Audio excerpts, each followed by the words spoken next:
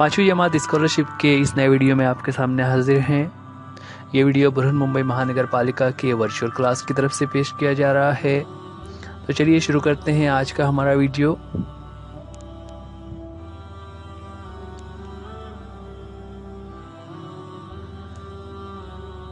पाँचवीं class scholarship के paper second में जो हमारा इंग्लिश का क्वेश्चन होता है, उस इंग्लिश सिलेबस के लिए हम लोग यहाँ पर मशक कर रहे हैं। इससे पहले हमने वोकैबुलरी पर एक वीडियो बनाया हुआ था, जो वीडियो आप इसी चैनल पर देख सकते हैं। उसमें हमने कुछ क्वेश्चंस लिए हुए थे, जहाँ पर हमने ये समझने की कोशिश की कि किस तरह अलग अलग तरह के क्वेश्चंस वोकैबुलरी सेक्शन में पूछे जा सकते हैं। आज उसी वोकैबुलरी सेक्शन के कुछ और क्वेश्चंस हम देखने जा रहे हैं। जैसा कि हमने फर्स्ट वीडियो में देखा था, वहाँ पर मुख्तलिफ किस्म के सवालात थे, जैसे पिक्चर्स की मदद से वर्ब या एडजेक्टिव को आइडेंटिफाई करना, पिक्चर के नाम बताना, उससे रिलेटेड वर्ड्स बताना, ये तमाम चीज़ें हम कर रहे थे। यहाँ पर कुछ और क्वेश्चंस हम देखने वाले हैं जो उसी तर्ज पर हैं। तो चलिए शुरू करते हैं। पहला क्वेश्चन हमारे सामने है, Which thing related to the game is not seen in the given picture? Which thing related to the game is not seen? बच्चों ये नॉट का बहुत ध्यान रखना रहेगा ना। कई मर्तबा ऐसे सवाल होते हैं जिसमें नॉट का यूज किया जाता है कि इस पिक्चर में जो खेल खेला जा रहा है उसमें एक चीज होती है जो इस तस्वीर में नजर नहीं आ रही है। ऑप्शंस हैं स्टम्प्स, बॉल, बैट, बैटर ना। बैटर से मुराद जो बैट्समैन है। सो यहाँ पर क्वेश्चन है कि इस पिक्चर में कोई एक चीज जो नहीं नजर आ रही है वो हमें बताना है। तो जैसा कि हम पिक्चर को देखकर समझ गए, यहाँ पर ये बच्चे क्रिकेट खेल रहे हैं और क्रिकेट खेलते वक्त जिन चीज़ों की ज़रूरत होती है या जो चीज़ें उसमें शामिल होती है, उसमें हम देख सकते हैं ऑप्शंस की मदद से स्टम्प्स वहाँ पर हमें नज़र आ रहे हैं। बॉल हमें कहीं नज़र नहीं आ रहा है ना। देखिए बॉल हमें पिक्चर में नज़र नहीं आ रहा है। शायद जो बच्चे का दूसरा हाथ है जो उसके सर के पीछे छुपा हुआ है उसके पास बॉल हो, लेकिन पिक्चर में नहीं दिखाई दे रहा है। तीसरा है बैट, बैट्समैन के हाथ में है। और चौथा है बैटर, यानी जो बैट्समैन है वो भी हमें नज़र आ रहा है। तो यहाँ पर हमने जैसे कहा कि हमें बॉल नज़र नहीं आ रहा है, विच इज़ नॉट सीन ना। यहाँ पर क्वेश्चन था नहीं दिखाई दे रहा है, तो वो है ऑप्शन नंबर 2। इसलिए हम ऑप्शन नंबर 2 को इस तरह से फिल कर देंगे कि ball is not seen in this picture while playing the game of cricket. समझ में आ गया किस तरह से पिक्चर को देखकर हमें उसमें आइडेंटिफाई करना था। नेक्स्ट क्वेश्चन है, look at the picture and name the thing we use while sleeping. क्या मीनिंग हुआ सवाल का? लुक एट द पिक्चर, तस्वीर को देखिए, and select the name of the thing we use ना। ये जो चीज हमें नजर आ रही है जिसका इस्तेमाल वी यूज व्हाइल स्लीपिंग, हम सोते समय करते हैं, यानी जब हम सोने लगते हैं हम इसका इस्तेमाल करते हैं। ऑप्शन से है बैग, बेडशीट, कुशन, लोड। अब ये जो चारों ऑप्शन है उसमें से ये जो पिक्चर नजर आ रही है इसे क्या कहते हैं? हालांकि इसे हम लोग आम जबान में पिलो कहते हैं ना, लेकिन पिलो के लिए एक दूसरा वर्ड यूज किया जाता है जो यहाँ पर ऑप्शन में दिया हुआ है। ऑप्शन में है बैग, तो ये तो बैग नहीं है। बेडशीट, ये बेडशीट भी नहीं है। लोड भी नहीं है, बल्कि ये कुशन है। कुशन कहते हैं नर्म चीज़ों को जो बैठने या सोने के लिए इस्तेमाल की जाती है। तो कुशन जो कि ऑप्शन नंबर 3 पर है, इसलिए right answer is option number 3, cushion. The picture we see is picture of cushion that is we use while sleeping.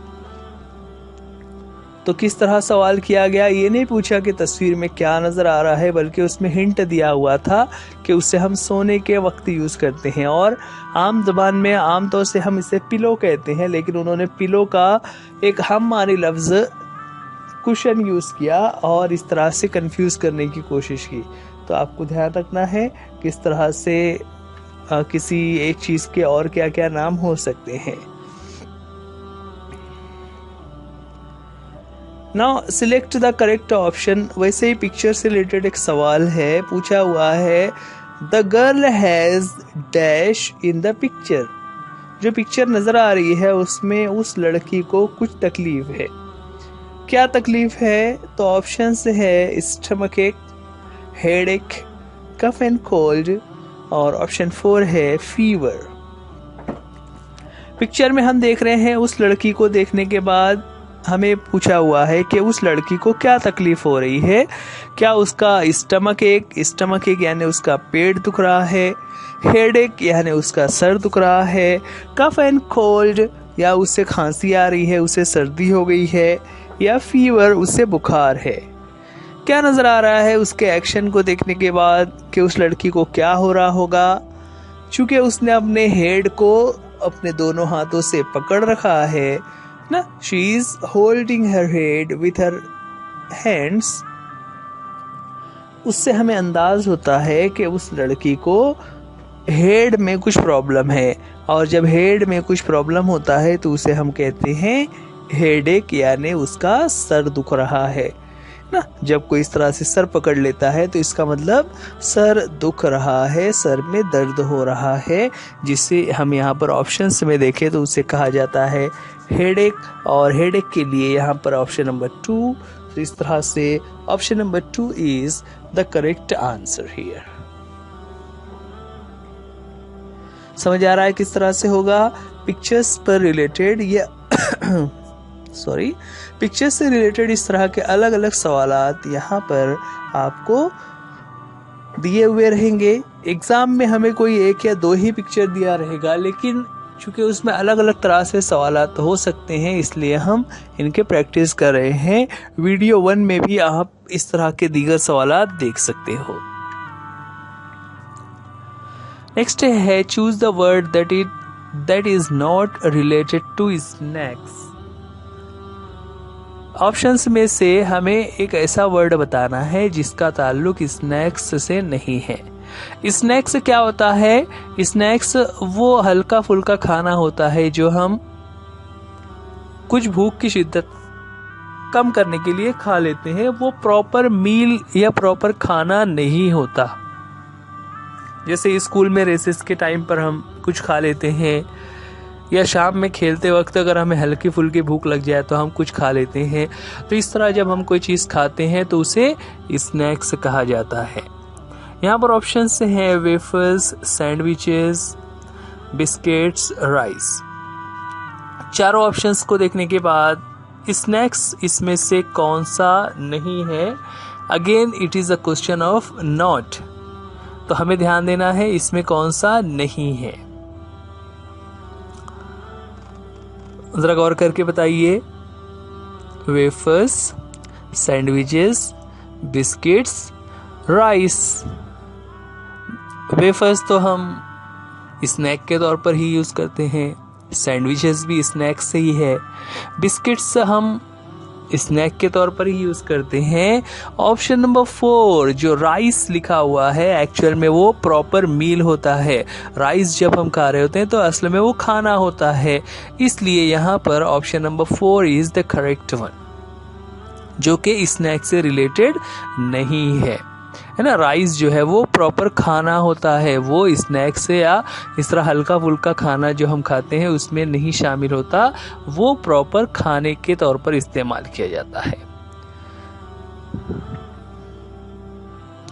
आगे बढ़े, नेक्स्ट क्वेश्चन है choose the correct word to add to the following list ना। यहाँ पर question है train, journey, road, boat, bus, lodging.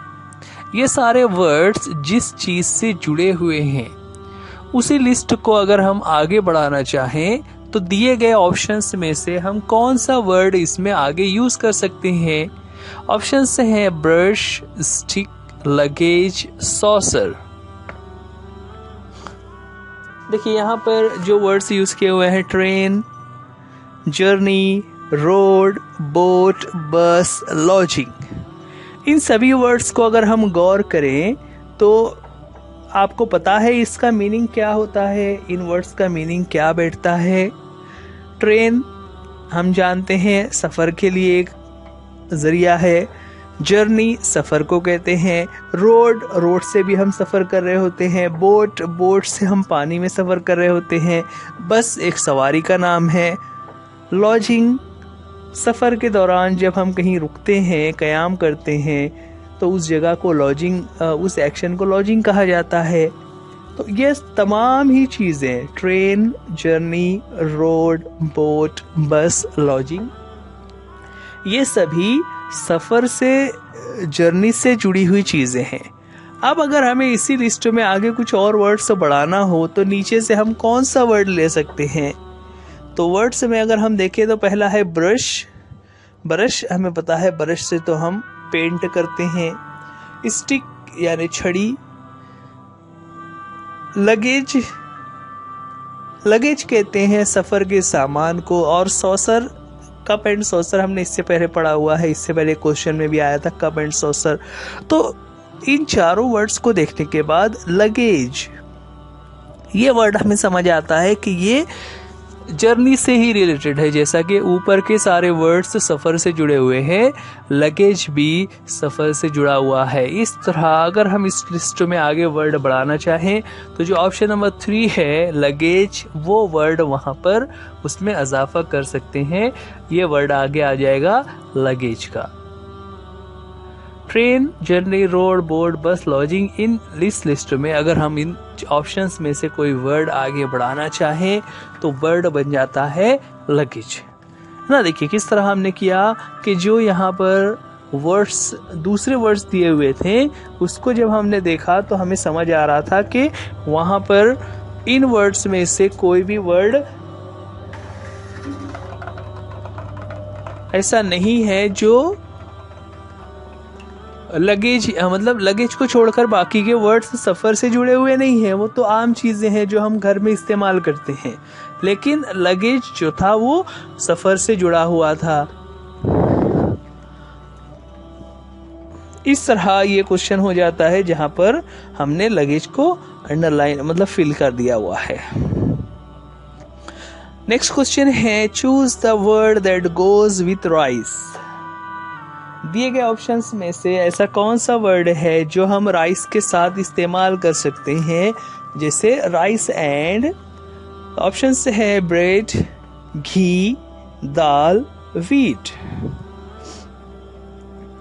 Rice के साथ हम कौन सा वर्ड यूज कर सकते हैं? तो ऑप्शंस में अगर हम देखें तो पहला है ब्रेड आमतौर से रोटी को कहते हैं। घी हमें पता है।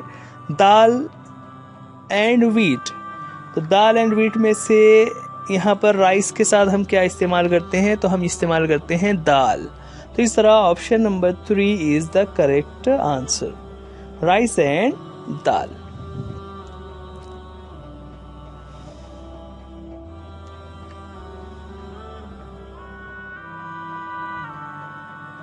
नेक्स्ट क्वेश्चन है pick out the word which is not related to the house. यहाँ पर यहाँ पर वर्ड दिया हुआ है हाउस और उसके बारे में पूछा हुआ है कि ऑप्शंस में से कौन सा वर्ड ऐसा है जो हाउस से रिलेटेड नहीं है। वर्ड्स कौन कौन से हैं? Walls, roof, road, floor. Meaning क्या होते हैं? वॉल्स दीवारें, रूफ छत को कहते हैं, रोड रास्ता होता है, और फ्लोर यानी जो घर के अंदर जमीन होती है जहां पर टाइल्स लगे होते हैं। चलिए बताइए आप, मीनिंग हमने समझा दिया हुआ है। वॉल्स, रूफ, रोड, फ्लोर, इन चारों में से कौन सा वर्ड ऐसा है जो हाउस से रिलेटेड नहीं है? वॉल्स, रूफ, रोड, फ्लोर, इन चारों ही वर्ड्स में ये जो तीसरा वर्ड है रोड, वो हाउस से रिलेटेड नहीं है, बल्कि वो तो सड़क होती है जो घर से बाहर होती है, जो कहीं भी हो सकती है, स्कूल के पास भी हो सकती है ना, बिल्डिंग्स के पास हो सकती है, खेतों के पास हो सकती है, पहाड़ों के पास हो सकती है, उसका घर से ताल्लुक नहीं होता। इस तरह road is not related to the house, और ऑप्शन नंबर 3 को हम फिल कर सकते हैं। यहाँ पर अगर जब इस तरह से रिलेटेड वर्ड्स का क्वेश्चन दिया हुआ हो तो आपको नॉट पर बहुत ध्यान देना है।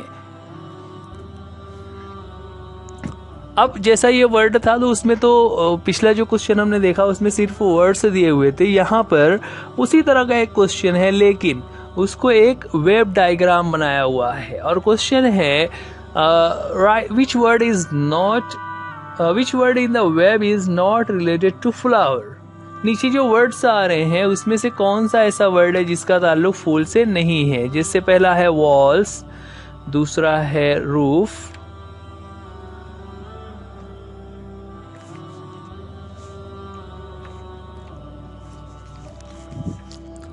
ऑप्शन से है लोटस, रोज, ब्रिंजल, सनफ्लावर। क्या क्वेश्चन दिया हुआ है, the word which is not related to flower. इन चारों वर्ड्स में से कौन सा वर्ड ऐसा है जिसका ताल्लुक फ्लावर से नहीं है। लोटस क्या होता है, लोटस कमल के फूल को कहते हैं ना, कमल का जो फूल होता है उसे लोटस कहते हैं। रोज गुलाब को कहते हैं, ब्रिंजल बैगन को कहते हैं, और सनफ्लावर सूरजमुखी फूल को कहते हैं। तो इन चारों ही वर्ड्स में से 3 जो है वो फूलों के नाम है, लेकिन ये जो तीसरा वर्ड है ब्रिंजल, वो एक सब्जी है, ब्रिंजल बैगन को कहते हैं। तो इस तरह ये जो वर्ड ब्रिंजल है, ये यहाँ पर ऐसा वर्ड है जो फूलों से रिलेटेड नहीं है, इसलिए option number 3 will be the correct answer.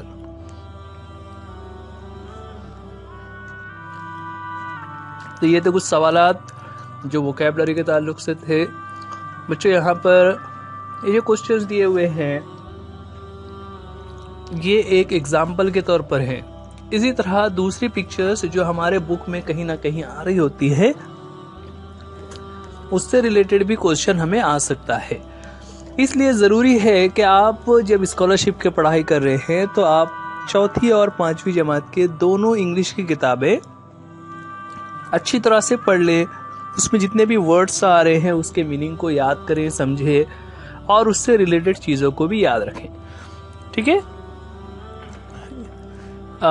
यहाँ पर हमारा वीडियो ख़त्म होता है। इस वीडियो के डिस्क्रिप्शन बॉक्स में आपको एक गूगल लिंक नज़र आएगा, आप उस लिंक को ओपन करके उसे ज़रूर फिल कीजिए। ये वीडियो आप बृहन्मुंबई महानगर पालिका के वर्चुअल क्लास की तरफ से देख रहे हैं। आप इस चैनल को सब्सक्राइब कीजिए, वीडियो को लाइक कीजिए, अपने दोस्तों में शेयर कीजिए, और अगर कोई क्वेश्चन डिफ़िकल्ट हो, कोई बात ना समझ आ रही हो तो आप हमें कमेंट बॉक्स में लिखकर या फिर आप अपने टीचर से भी पूछ सकते हैं। बच्चों, आज के लिए इस वीडियो में इतना ही। उम्मीद करते हैं ये लेसन आपको समझ आ गया होगा। वीडियो देखने के लिए थैंक यू। अल्लाह हाफिज, गुड बाय।